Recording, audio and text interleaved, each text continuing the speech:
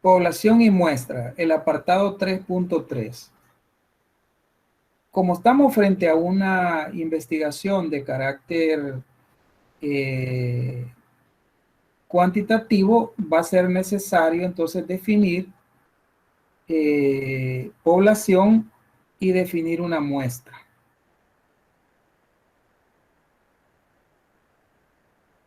La población también se define como el universo y se refiere al conjunto para el cual serán validadas las conclusiones que se obtengan. A los elementos o unidades pueden ser personas, instituciones o cosas involucradas en la investigación. Es decir, aquí tienen ustedes que recordar un poco lo que vieron allá en estadística, ¿verdad? Que tiene que ver con las inferencias. Las investigaciones usualmente no se pueden hacer con el 100% de la población porque resulta muy caro. Y desde una investigación académica todavía es mucho más limitada porque se cuenta con pocos recursos. Entonces, pero sí debemos tener claridad de cuál es nuestra población, a qué va dirigida nuestra investigación. Por ejemplo, hay investigaciones que son bien específicas, por decirles algo, ¿verdad? Si estamos investigando algo sobre maternidad, pues ahí no pudiéramos incluir a los hombres, porque los hombres no dan a luz. Tenemos que tener claro cuál es la población. O, por ejemplo, si habláramos de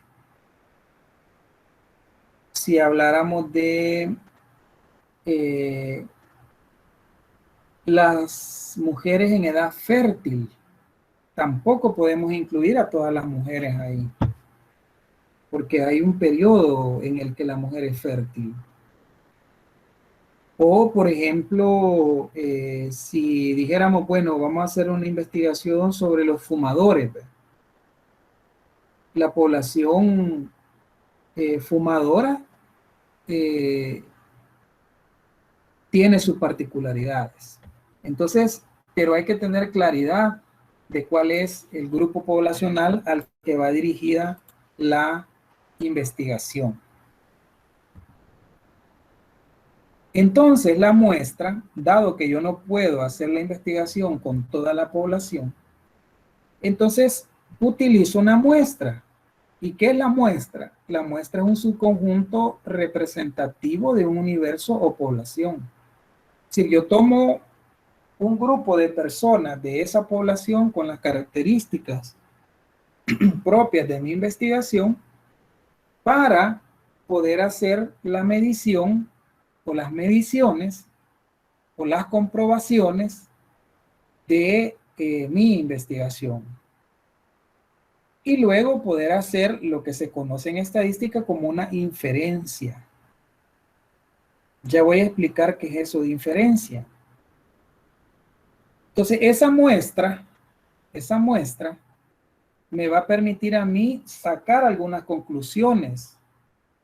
La muestra debe de ser algo representativo. Y su número o su cantidad va a depender de una fórmula. Espero que la recuerden.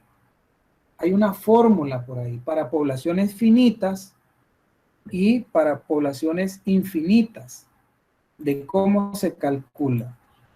Eso no lo vamos a ver acá, porque eso ya ustedes lo tendrían que haber trabajado, ¿verdad? Ya en metodología y también en estadística.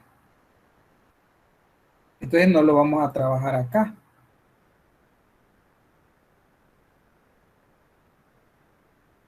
Ahora bien,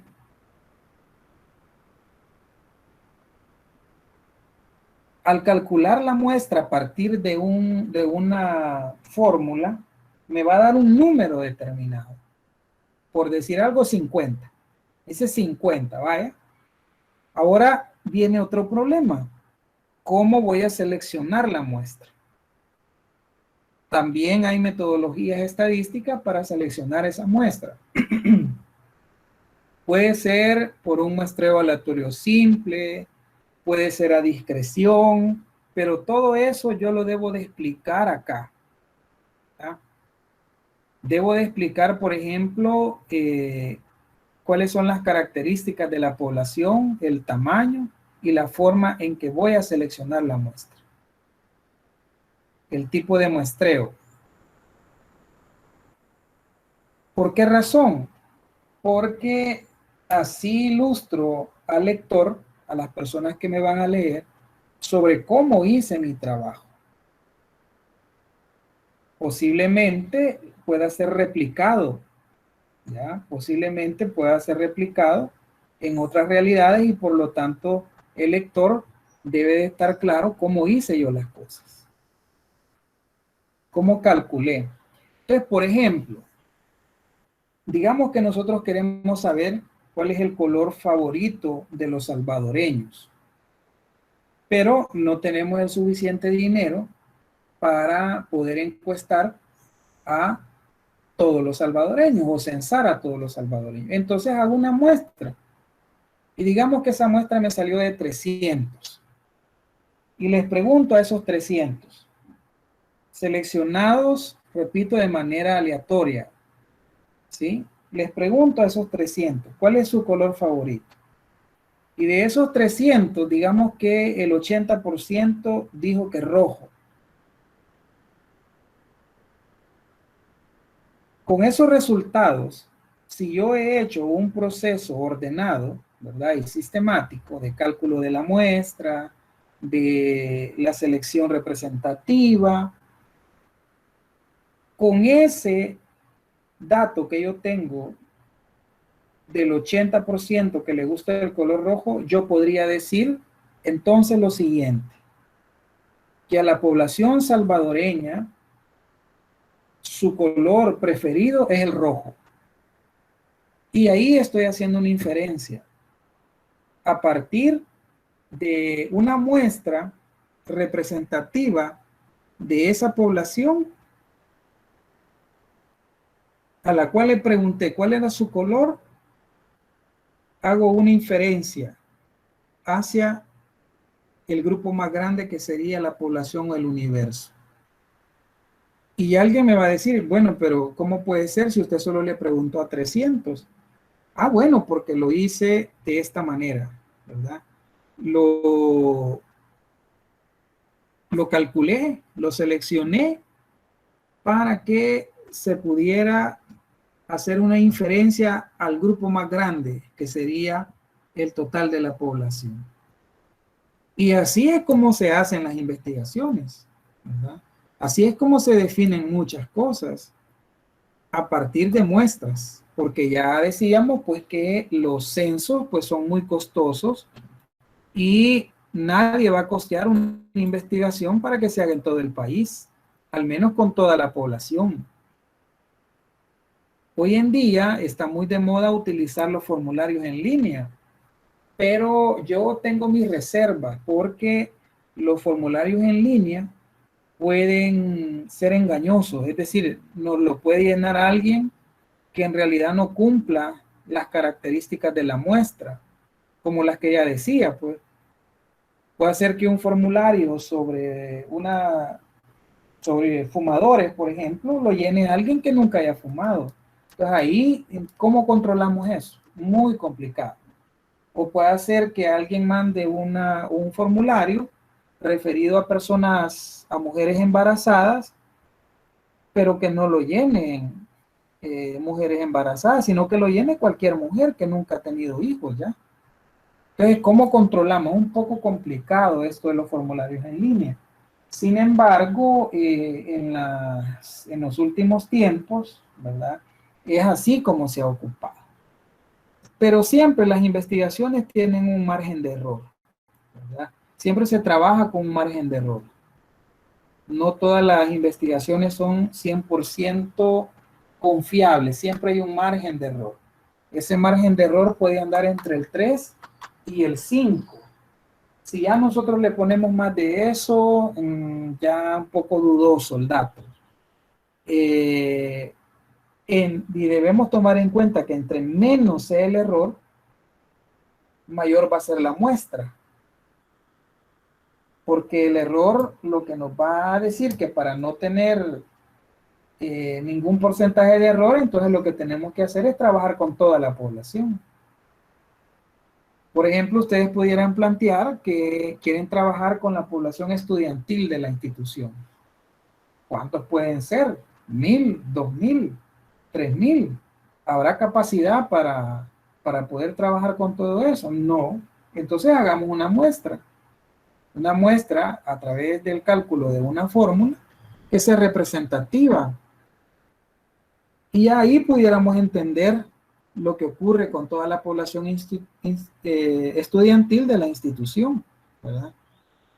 Pero pasaría justamente, ¿verdad? Por hacer ese diseño, ese cálculo muy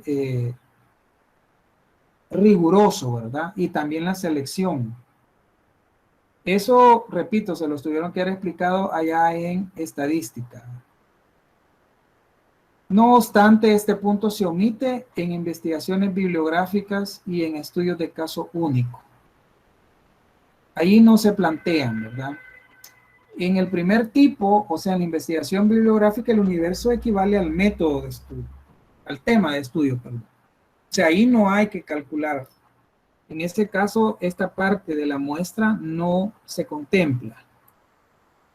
Y cuando son estudios de caso, es decir, que se concentra en 1, 2, 3, 4 o 5,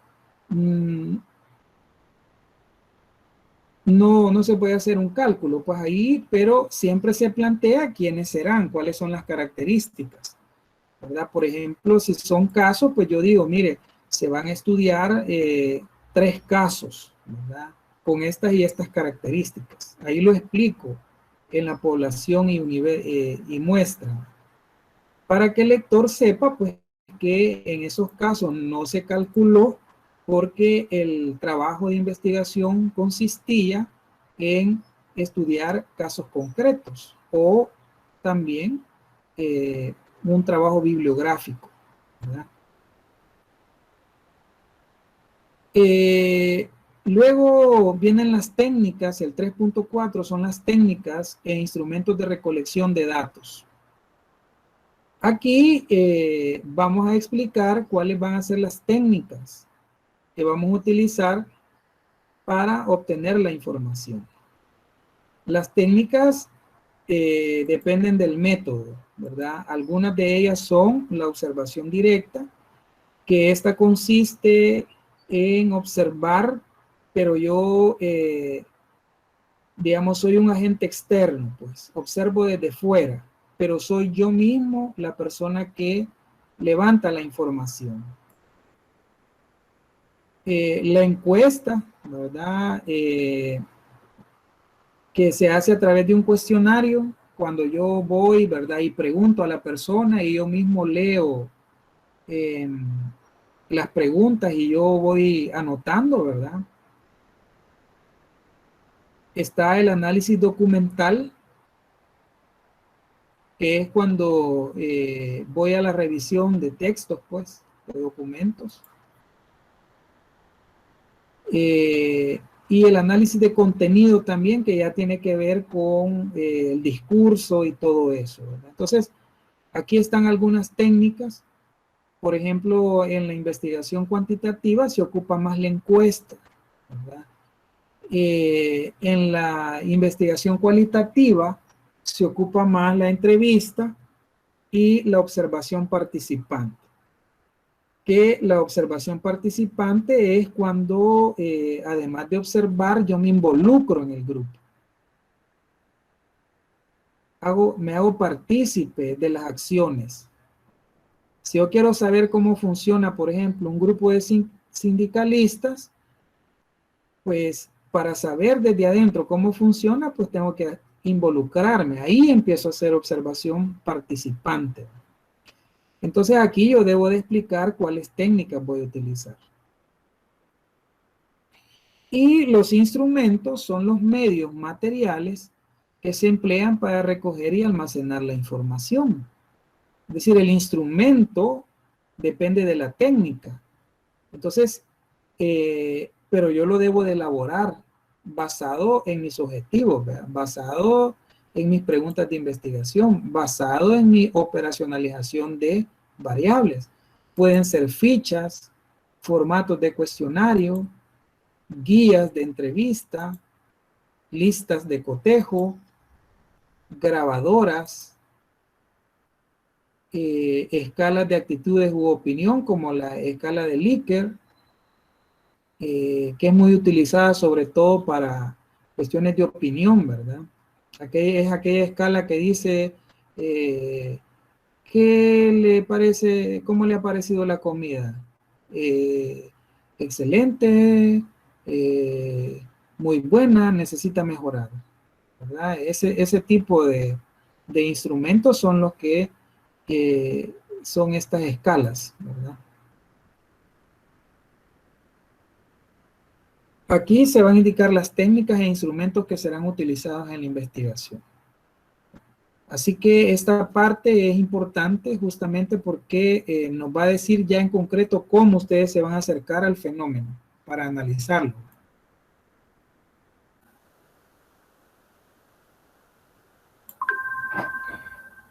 Muy bien, el apartado 3.5 es sobre las técnicas de procesamiento y análisis de datos. En este punto va a ser importante que se describan las distintas operaciones a las que serán sometidos los datos que se van a obtener. La clasificación, el registro, la tabulación y codificación, si fuera el caso. Y aquí deben de recordar que es importante plantear cómo se va a hacer ese proceso de levantamiento de la información. Es decir, con qué programa voy a procesar la información. Ya sea que lo hagamos con Excel o que lo vayamos a hacer con PSPP, que sería el programa que vamos a practicar, habría que decirlo acá, cómo vamos a procesarlo, con qué software vamos a procesar esa información. Hoy, como ya mencionaba, usualmente se utilizan los formularios de Google. Él automáticamente nos va haciendo una estadística y nos va graficando. Pero eso no lo es todo. Es decir, presentar porcentajes, ya lo explicaba, eso no es todo, no es parte de una investigación cuantitativa. Más bien, no es que no sea parte, es que no es lo más importante. Aquí lo que tenemos que tomar en cuenta es que vamos a probar la hipótesis. Entonces el trabajo debe llevar una hipótesis que va a ser probada. Y para ello, pues hay que establecer cómo la vamos a medir. Eso quiere decir que desde la operacionalización, desde la misma hipótesis y su operacionalización, tenemos que tener claridad de cómo vamos a proceder. Y plantearnos entonces cómo va a ser. Si lo hacemos en Google Form, tendríamos que descargar el archivo que se nos genera ahí para procesarlo, ya sea, como digo, en Excel o en PSPP. Como yo les voy a enseñar PSPP, al menos en su manejo básico, yo esperaría que al menos eso ustedes lo apliquen, ¿verdad? Pero no es un requisito. Pero yo esperaría que se trabaje en PSPP. Pero ya ahí es opcional. Ahora, ¿qué debemos tomar en cuenta acá? Debemos tomar en cuenta que un software no nos va a ayudar o no nos va a analizar la información. El software es únicamente una herramienta que nos sirve para el análisis. El análisis lo hace el investigador, el análisis lo hace el grupo que está investigando. No lo hace el software. El software únicamente nos ayuda, nos da números, nos da datos, nos da porcentajes, nos da frecuencias, nos da gráficos, pero no nos analiza la información. Es el investigador o el grupo que está investigando el que tiene que analizar la información, obtener las conclusiones de eso, decir si la hipótesis se prueba o no se prueba. Porque si yo pongo la hipótesis, pero no pruebo la hipótesis, entonces la hipótesis no ha jugado su papel. Eso es lo que pasa muchas veces en las investigaciones, que ponen hipótesis, pero al final no se sabe qué pasó con la hipótesis, si la van a aceptar o no la van a aceptar.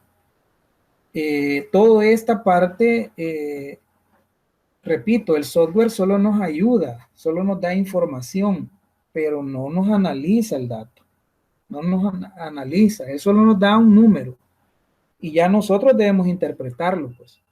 Eso es como el termómetro. Cuando ustedes le ponen el termómetro al paciente, el termómetro les da un dato, pero no les da el análisis. ¿Quién hace el análisis? El que sabe leer el dato. Usted sabe, si tiene 37, arriba de 37, es que ya está presentando un estado de fiebre. Pero ¿quién interpreta el dato? Es la persona. En este caso, ustedes, como enfermeros, enfermeras. Entonces, así es el software. El software únicamente es la herramienta. Él nos da un número. Entonces, nosotros tenemos que interpretar qué significa ese número. Si estamos haciendo prueba de hipótesis, él seguramente nos va a dar un dato abajo del 5%, o arriba del 5%. Entonces, ahí debemos de saber nosotros qué significa. Entonces, ¿cuál es el conocimiento que debemos tener? Bueno, de estadística.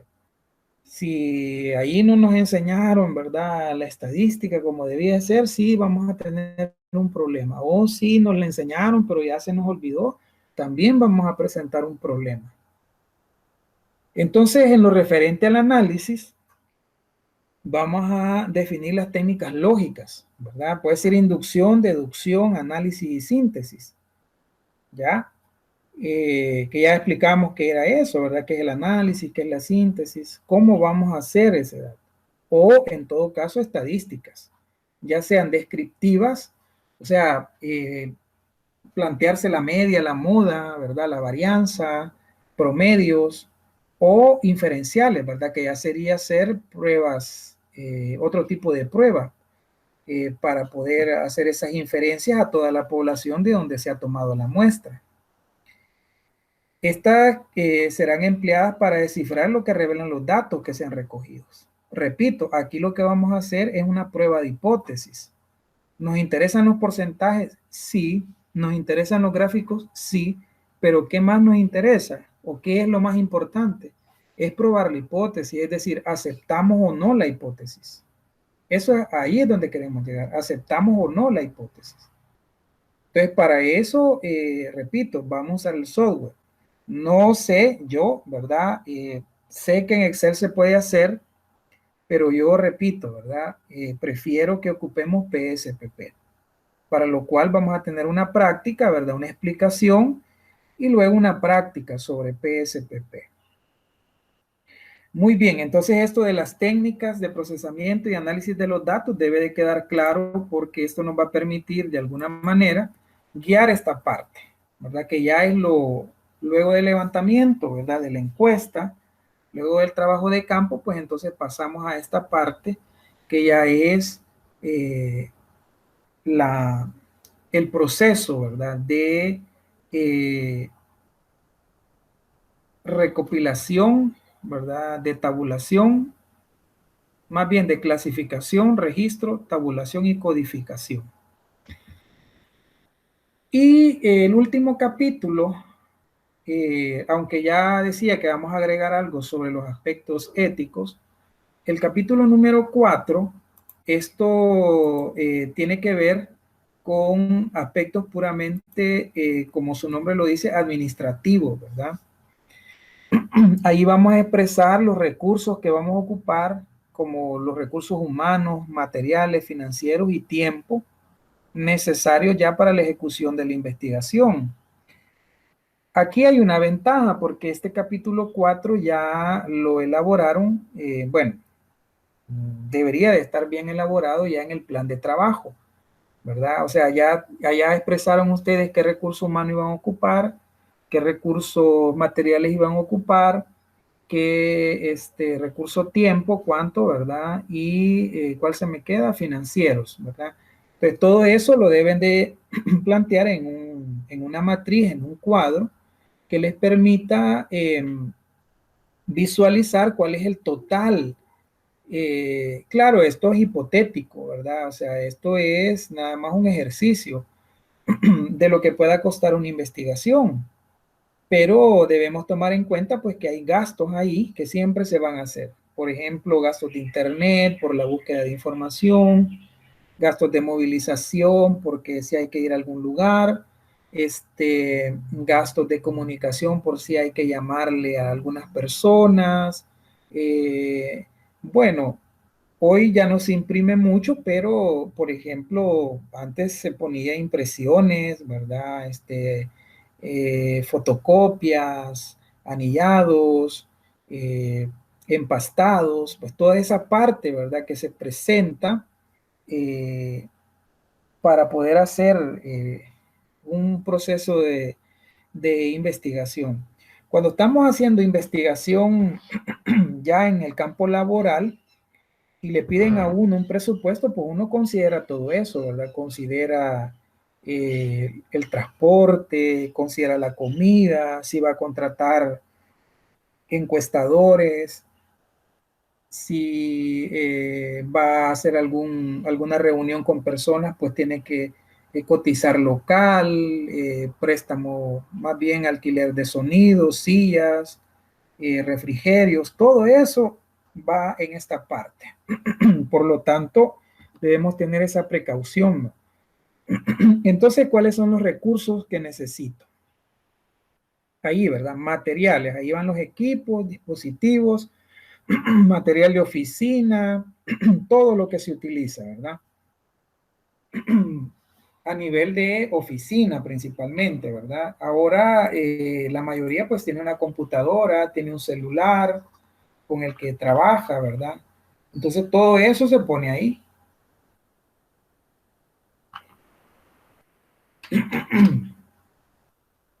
Luego tenemos los recursos humanos.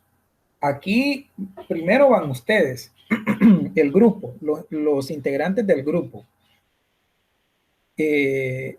Si van a utilizar encuestadores, que aquí no va a ser el caso, pues, pero lo deben de aprender porque si les toca hacer un proyecto de investigación que se los pidan y donde tienen que echar mano de personal, tienen que ponerlo ahí, ponerle cuánto le van a pagar al día o cómo le van a pagar. Cuando uno va a hacer trabajo, fíjese, de campo y lleva encuestadores, uno paga por encuesta. Ya le dice, mire, la encuesta se la voy a pagar a dólar, a $2, a $3, a $4. Cada encuesta que usted haga, ¿verdad? Y que la haga correctamente, pues que la llene correctamente, así va a ganar. Y se calcula por el número de páginas, pues si una encuesta tiene 5 páginas, pues sí se paga mejor que una que solo tiene 2, por ejemplo. Entonces ahí se pone el recurso humano, ¿verdad? Ahí tienen que ir ustedes. ¿Cuánto pienso yo que podría cobrar yo al día, ¿verdad? O por toda la investigación si me contrataran a mí, ¿verdad? Por ejemplo, ahí lo pone. Y luego los recursos financieros. Aquí se debe de decir quién me va a financiar, ¿verdad? Algunos proyectos lo financian algunas personas, ¿verdad? Algunos cooperantes. Entonces ahí se pone, ¿verdad? En este caso, cuando ustedes sacan el total de los recursos materiales y humanos, sacan el total y ponen ahí porque son recursos propios. Es decir, cada uno de ustedes va a sacar de su bolsa para pagar ese proceso de investigación. No van a tener donaciones o financiamiento.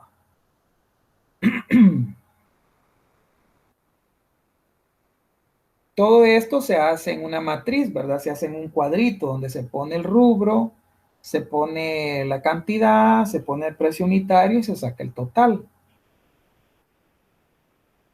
Como digo, esto ya lo tienen elaborado allá en el plan de trabajo, o sea que este capítulo 4 solo sería de traerlo del plan de trabajo y ponerlo ya en el proyecto de investigación. Y luego viene un cronograma de actividades, ¿verdad? Veamos qué falta aquí. Falta el recurso tiempo, ¿verdad? Aquí deben de agregarlo en este capítulo 4, el recurso tiempo. ¿Con cuánto tiempo cuentan para hacer la investigación? Usualmente lo que se pone aquí es el tiempo que dura el ciclo, ¿verdad? Las semanas que dura el ciclo. Y luego el cronograma de actividades, que ya es ese tiempo distribuido, ¿verdad? O esas actividades distribuidas en el tiempo que hemos destinado para hacer la investigación. Y ese se expresa mediante un gráfico en el cual se especifican las actividades en función del tiempo. Ahí hay un ejemplo de cómo podría ser, ¿verdad? Las actividades, algunos, por ejemplo, como digo, esto ya está, pues lo tienen en el plan de trabajo, pero algunos han puesto nomás como unas 4 actividades. La pregunta es si con todas esas actividades que han puesto ahí, creen que se puede hacer la investigación, ¿verdad? Yo creo que no. ¿Por qué? Vea, porque primero hay que hacer búsqueda de información. Segundo, hay que sistematizar esa información, ¿verdad? Una vez hecho eso, vamos a contactar las personas que van a ser nuestros sujetos de estudio, ¿verdad? A quienes les vamos a hacer la encuesta.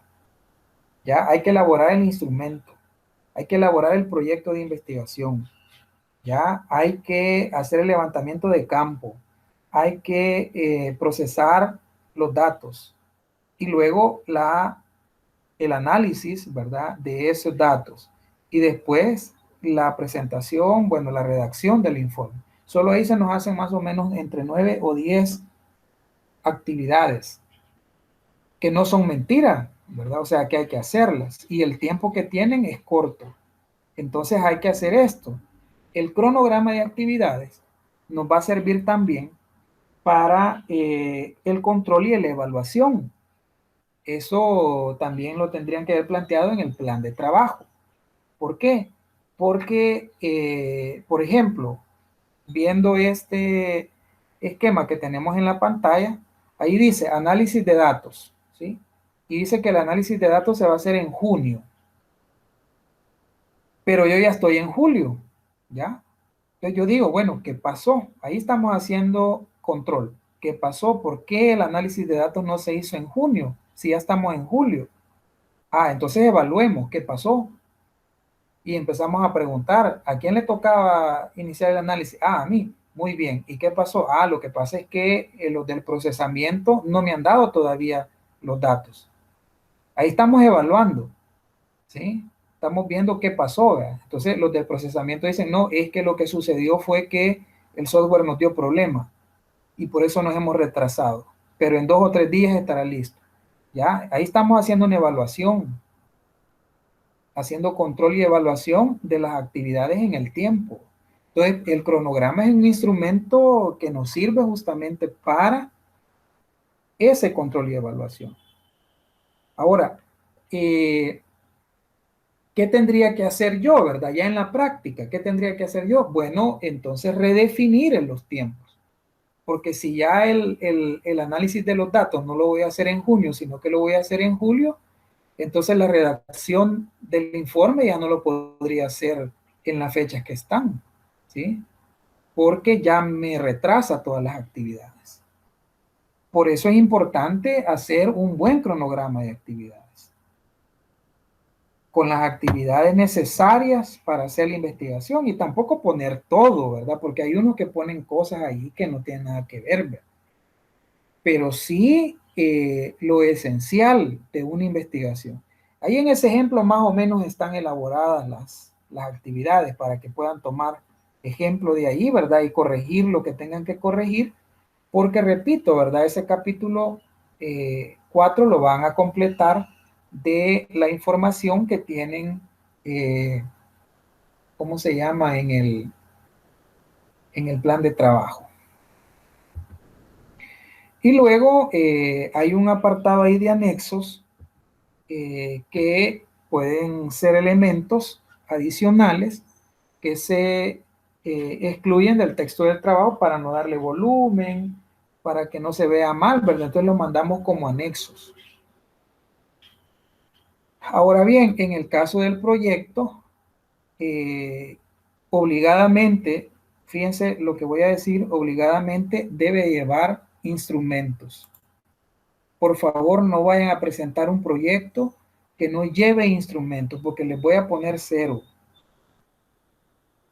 Todo proyecto de investigación o protocolo de investigación o diseño de investigación necesariamente debe llevar al menos un instrumento. Y ya expliqué que el instrumento, en el caso de una investigación cuantitativa, sale de la operacionalización de variables. De las preguntas de esa operacionalización salen esos cuestionarios, ¿verdad? Esos instrumentos de recolección de datos. Entonces, este proyecto de investigación debe de tener al menos un instrumento, ¿verdad? Porque no podemos concebir un proyecto de investigación que no lleve instrumentos. O sea, eso es como que, por ejemplo, yo les sirva una sopa a ustedes y no les dé cuchara, ¿va? ¿Cómo van a hacer? Más si la sopa va caliente, pues no nos vamos a empinar el gran plato, ¿verdad? Entonces, algo así es esto. El proyecto de investigación, si no lleva instrumento, le falta lo esencial, porque lo que vamos a aplicar en el trabajo de campo, lo que vamos a aplicar son los instrumentos. Es con ese papel, vaya, que vamos a ir a levantar la información. Es con ese documento que nosotros vamos a registrar lo que las personas tienen que decirnos para contrastar lo que las personas nos dicen con la teoría, con nuestra hipótesis, para probarla o no. Pero también, además de los instrumentos como anexos, podemos poner glosarios, ilustraciones y cualquier otra información complementaria. Ahora bien, tomen en cuenta que los anexos no son adornos. El anexo yo lo debo de mencionar dentro del cuerpo del trabajo y decir, por ejemplo, si agrego un glosario, pues debo decir dentro del trabajo, ¿verdad? Que en el anexo hay un glosario. Y es el glosario número 2, por decir algo. Entonces vengo yo y me voy a los anexos y busco el anexo número 2 y ahí voy a encontrar el glosario. O si yo digo, ¿verdad? El esquema de la taxonomía de Bloom, por decir algo, ¿verdad? La taxonomía de Bloom, cuyo gráfico está en el anexo 3, ¿verdad? Entonces, cuando yo me voy a los anexos, ahí voy a encontrar la taxonomía de Bloom. Yo no voy a poner ahí cualquier cosa solo por adorno. El anexo no es un adorno. El anexo juega una función complementaria al contenido. Por lo tanto, repito, en el contenido se debe de mencionar el anexo para que el anexo juegue su papel. Si ustedes ponen solo los anexos sin mencionarlo en el contenido, entonces está mal. Está mal. No funciona así. Muy bien. Y luego vienen las referencias. Vamos a poner ahí la rúbrica de cómo vamos a exigir tanto la citación y las referencias en norma APA. Es algo que todavía no hemos visto, pero que lo vamos a ver. para que ustedes entiendan toda esta parte de cómo es que se hacen las citas y cómo es que se hacen las referencias. Entonces, aquí viene toda la lista de documentos que hemos citado dentro de el proyecto de investigación. Tomen en cuenta eso, por favor. Entonces, y además de eso, quiero decirles, hablando de las citas y las referencias, que al trabajo le vamos a pasar un software de plagio para ver cuál es el porcentaje que el trabajo tiene de cosas que han copiado y pegado y que no han puesto citas o referencias. Así que pues, nos vamos a poner un poco estrictos con esto para que aprendamos a hacer adecuadamente nuestros trabajos. Aquí también debo de hacer una aclaración que también la voy a hacer más adelante en cuanto a las citas, perdón, en cuanto a la referencia y la bibliografía, que no es lo mismo. Algunos ponen bibliografía, pero es un error. En realidad se llaman referencias. ¿Qué son las referencias? Las referencias son la lista de aquellos documentos que yo he citado en el trabajo. Esa es una referencia. ¿Qué es una bibliografía? Una bibliografía son documentos que hablan sobre mi tema que yo puedo sugerir o que he tomado de base, pero que no los he dado en el trabajo. Esa es una bibliografía. O sea, la bibliografía no está citada en el trabajo, pero que yo puedo recomendarle a los lectores porque esa bibliografía habla de mi tema. ¿Ya? Ahí hay una diferencia importante. Luego, entonces, las referencias son el inventario, ¿verdad?, de los materiales citados. Y también deben de tomar en cuenta que se ordenan alfabéticamente a partir del apellido del autor. Es decir, aquellos autores cuyos apellidos empiezan con la A van a ir primero, después los de la B, C, etc. De tal manera, pues, que esa parte de las referencias, que lo vamos a hacer con la norma APA y nos vamos a auxiliar de Zotero, es lo que vamos a revisar, ¿verdad? Que vaya bien hechito. Ya dije, si bien es cierto, es un ejercicio, ¿verdad? Y hay que hacerlo bien, ¿verdad? Y aprender lo más que se puede, porque ya luego, cuando vengan a hacer la tesis, pues ahí se van a dar cuenta que van a tener que ir a revisar, porque ahí sí les van a exigir más. Entonces, aquí hay que aprender lo básico y hay que llevar la noción para que no les cueste esa parte, para que sea mucho más fácil para ustedes cuando ya les toque hacer su tesis. Entonces aquí tenemos ya, digamos, la última parte ya del proyecto de investigación para poderlo complementar. De tal manera, pues, que ya a este momento tienen todos los elementos, tienen todas las partes que complementa, digamos, o que contempla más bien un proyecto en el cual deben de tomar en cuenta que no todas las instituciones, ya sea educativas o de trabajo, tienen los mismos capítulos o los mismos apartados para elaborar un proyecto de investigación. Puede variar. Y decía pues que en esencia, ¿verdad? Algunas partes de los capítulos, esas siempre van a ser así. Por ejemplo, el planteamiento del problema, eso siempre debe de ir. El marco teórico siempre debe de ir, ¿verdad? Eso lo van a encontrar en todos los proyectos de investigación o los formatos de proyectos de investigación. El aspecto metodológico tiene que ir obligadamente. Esos tres elementos no deben de faltar en un proyecto de investigación. De ahí lo demás, los apartados, subapartados pueden variar, pero esas tres cosas siempre se las van a pedir.